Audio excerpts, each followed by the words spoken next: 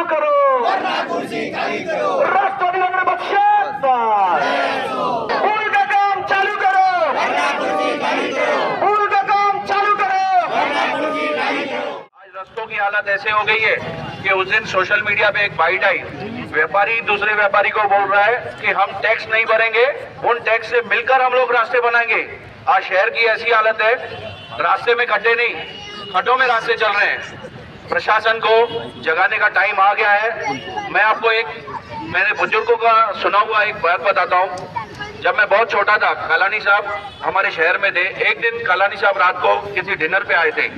कुछ व्यापारियों ने मिलकर साहब को मेन रोड की सिर्फ रास्तों की तकलीफ बताई और रास्ता सवेरे 10 बजे काम चालू हो गया, और वो भी बारिश के टाइम पे। किसी को काम करना है तो बारिश धूप ये कुछ नहीं होता है, ये सिर्फ और सिर्फ बहानेबाजी है। साहब ने खुद उधर रुककर ऊपर से ताल पतरी डालकर बारिश में वो सीमेंट कंक्रीट रोड बनाया, और आज तक वो सीमेंट कंक्रीट रोड आज तक कुछ उसमें एक खड्डा नहीं आया। तो कहने का मतलब ये है कि वो टाइम पे भ्रष्टाचार नहीं था। आज भ्रष्टाचार की हदें इतनी बढ़ गई है, मुझे नहीं लगता कि ये शहर का विकास हो पाएगा। हमें तो ये भ्रष्ट लोगों के बीच रहकर हमें और हमारा शहर दुरावस्था में जाता जा रहा है। ये पुल 8 महीने से टूटा हुआ है, लेकिन अभी तक कोई काम नहीं। जैसा मैंने बताया आपको कि 4 करोड़ 20 लाख में ये पुल मंजूर किया। क्या मंजूर करने वाले नींद में सो रहे थे?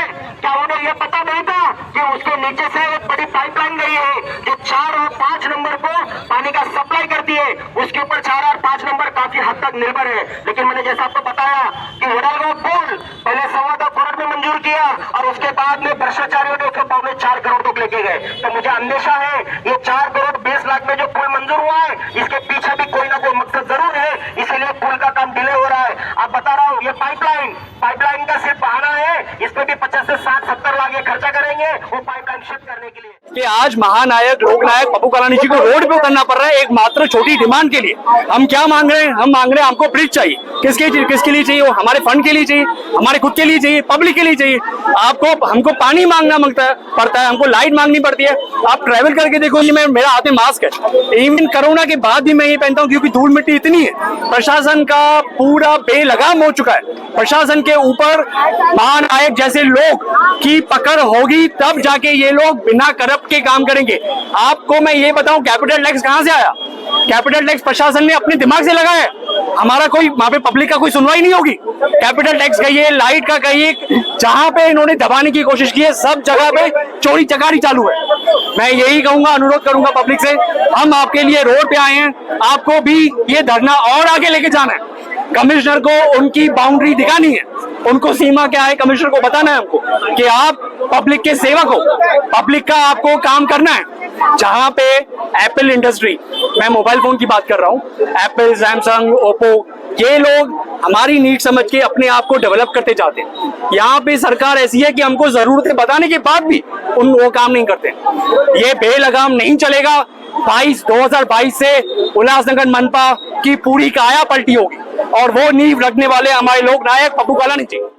और यह मुद्दा बहुत ज्वलनशील मुद्दा है। पप्पू साहब के नेतृत्व में यह काम हो रहा है, और ये तो अभी छोटा धरना प्रदर्शन है, वार्ड का धरना प्रदर्शन है।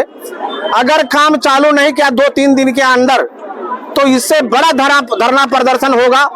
इतना बड़ा धरना प्रदर्शन होगा कि पूरे उल्लासनगर में शिवाजी चौक पे हम लोग पूरा रास्ता रोकेंगे और रास्ता बंद करेंगे। बस इतना ही मैं कहूंगा कि पिछले 8 महीने से संजय गांधीनगर उल्लास स्टेशन जाने वाला जो पुल था वालदुरी नदी पर, वो प्रशासन ने तोड़ा है, लेकिन अभी तक उसका काम शुरू नहीं किया गया है। जब वो तोड़ने का हम विरोध कर रहे थे तब उन्होंने कहा था कि बरसात के बाद तुरंत ये काम शुरू होगा, लेकिन अभी तक काम शुरू नहीं हुआ है। बरसात के बाद जब से हम पत्र व्यवहार कर रहे हैं, प्रशासन के पास गुहार लगा रहे कि भाई पुल का काम चालू करे, तब उन्होंने नया गेम प्लान किया है कि उसके नीचे की जो पाइपलाइन गई थी, वो पाइपलाइन जब तक शिफ्ट नहीं होती है तब तक वो काम चालू नहीं होगा। फिर हमने वाटर सप्लाई से करस्पॉन्डेंस शुरू किया, तो वाटर सप्लाई का ये कहना है कि इसको हमको एस्टिमेट बनाना है, और एस्टिमेट है कम से कम 50 से 60 लाख रुपया। मतलब हमें ये महसूस हो रहा है कि जैसे वडलगांव ब्रिज में हुआ था कि 2.25 करोड़ का वो पुल ये 4.25 करोड़ तक लेके गए, उसी तरह पर ये 4.25 करोड़ का बिल ये पुल ये 8 करोड़ तक लेके जाएंगे। अब इनको पाइपलाइन शिफ्ट करने के लिए भी 50 से 60 लाख रुपए का एस्टिमेट चाहिए, और धीरे धीरे ये भ्रष्टाचार बढ़ते ही रहेगा।